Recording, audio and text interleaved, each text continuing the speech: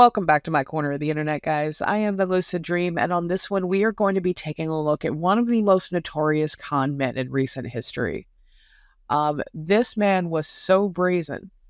He managed to raise capital for an event so huge that it captured worldwide attention, and none of it was real. I am, of course, talking about Billy McFarland and the Fyre Festival. But what has captured my interest is the events that have happened after he got out of prison. So first and foremost, thank you to all of my channel members and subscribers. Without you, I would not be here. So as always, thank you. Let's get into it.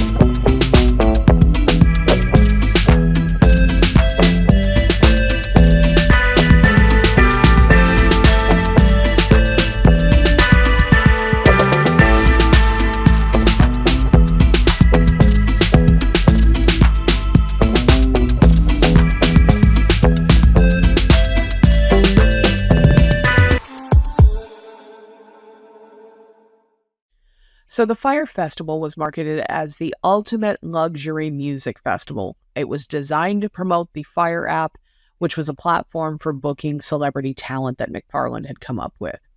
He co-founded the festival with the rapper Ja Rule, and the festival promised it was going to be an extravagant experience featuring, the top-tier music acts of the year, gourmet cuisine, luxury accommodations, exclusive parties.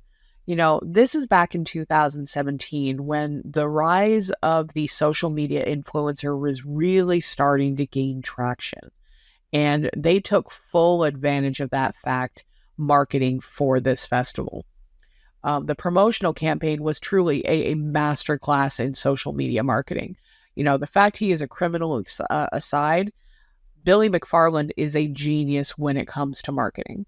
If he would have used his powers for good instead of evil, there is no telling where he would be. But, anyway. Influencers like Kendall Jenner, Bella Hadid, they were posting about the festival on Instagram. They were sharing the glossy, beautiful dream of what the Fyre Festival was meant to be with their audiences, and it just took the internet by storm.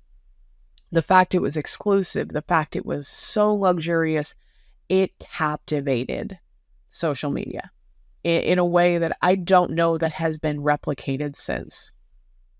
While on social media, they're racking up ticket sales. They are portraying nothing but sunshine and rainbows and hyping everybody up for this festival. Behind the scenes, the planning was going anything but smooth. McFarland and his team had selected the island of Great Exuma in the Bahamas as the festival site. But logistically, this was absolutely impossible from the get-go because the island doesn't have the infrastructure needed to support the number of people that they had invited to the festival, or for the number of tickets they were selling. McFarland ignored repeated warnings from the event planners and the logistical experts that stressed they didn't have enough time and the resources of the island were completely inadequate. So he knew far in advance this was not going to happen. And yet he continued. Simple things just as accommodation, food, sanitation, transportation, all of them were grossly unprepared when people started arriving on that island. They had promoted luxurious villas, not just promoted, but promised in the tickets. And they ended up being disaster relief tents. Catering, which was supposed to be gourmet, ended up being cheese sandwiches and white plastic styrofoam containers because they had no food to feed anybody. And yet they let people come to this island. It's insane to me that you would not cancel beforehand, but they didn't. They let this disaster happen. Despite the glaring issues, McFarland went ahead. He refused to cancel and postpone the event. When festival goers began arriving in April of 2017, they were met with utter chaos. Transportation issues had left many of them stranded at the airport. The campsite resembled a disaster zone with tents strewn all over the place. There was insufficient bedding. There was a lack of security, lack of medical services, and an overall lack of basic necessities. The scheduled musical acts, including the headliners, Blink-182, pulled out at the last minute, leaving attendees with no entertainment. You can imagine how that went. As social media caught on and real-time posts from the island from the distressed attendees started showing up, the internet went nuts. The Fire Festival's true nature had been exposed to the world, and the stark contrast between the advertised luxury and the harsh reality sparked internet-wide outrage that this had been allowed to go on. The festival was officially canceled. The attendees scrambled to try and leave the island, but many of them were stranded. The government in the Bahamas actually had to step in and assist with evacuations. So my opinion, the reason Billy didn't cancel the festival is because he knew what was coming. In the aftermath, the festival's financial and legal troubles really started to come to light.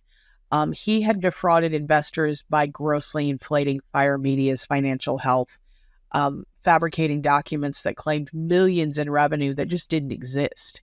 Over $26 million was raised from investors based on those documents.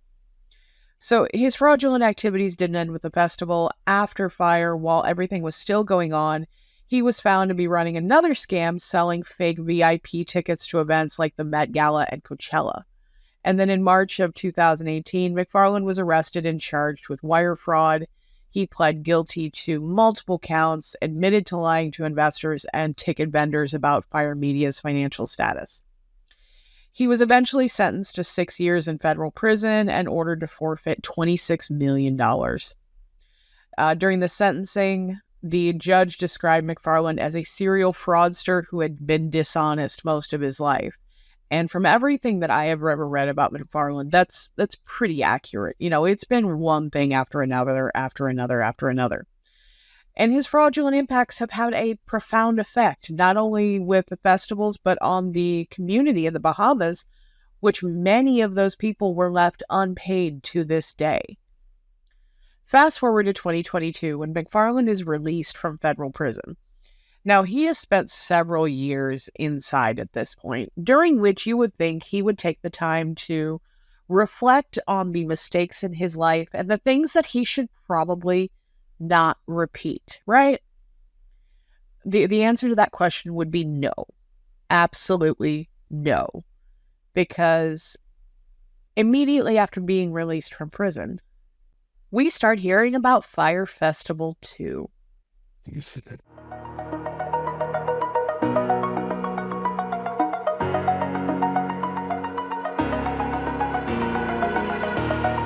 Over the edge, feel like I'm floating through the air. The pain I felt is paid for, all is said and done. Oh, I am restricted, fixed upon the web. I need to kick the habit that my mind is breathing in.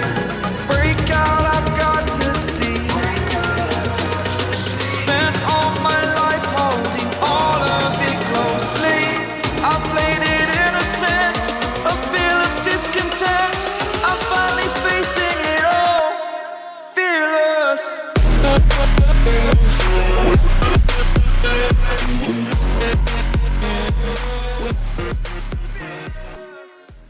What's up, guys? This is a big day because as of right now, Fyre Festival 2 tickets are officially on sale. It has been the absolute wildest journey to get here, and it really all started during the 7th-month stint in solitary confinement. I wrote out this 50-page plan of how it would take this overall interest and demand in Fyre, and how it would take my ability to bring people from around the world together to make the impossible happen, but how it would find the best partners in the world to allow me to be me while executing Fyre's vision to the highest level. In my first year, I partnered with one of the biggest and best TV companies in the world to produce a documentary called After the Fire. I've also worked with one of the biggest production companies to sign a deal to produce Fyre Festival, the Broadway musical. And finally, today we are announcing Fyre Festival 2.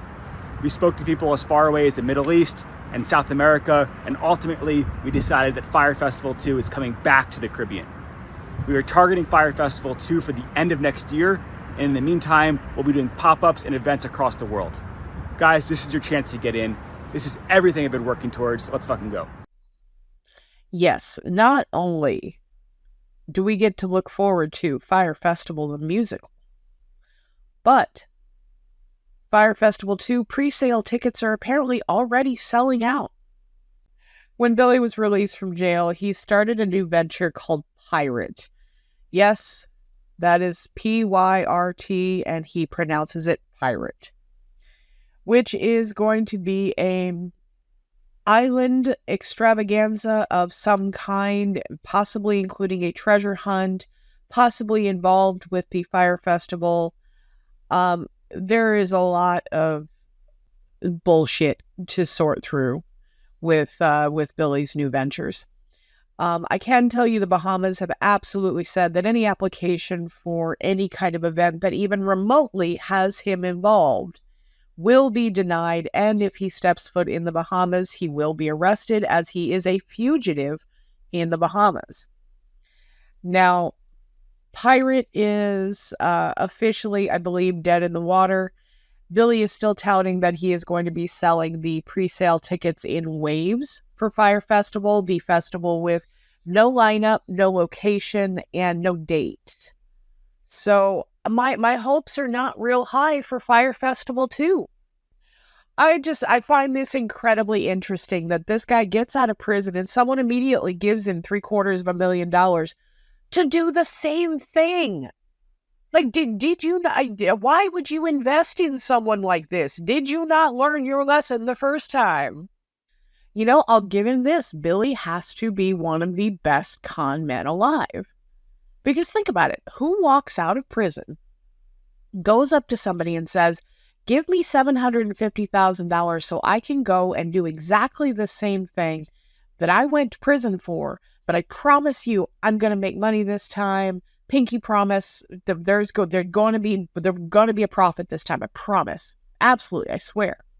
Because we're going to call it Fyre Festival 2. See, there's a difference. He's got to be one of the best con men alive for anyone to buy this bullshit.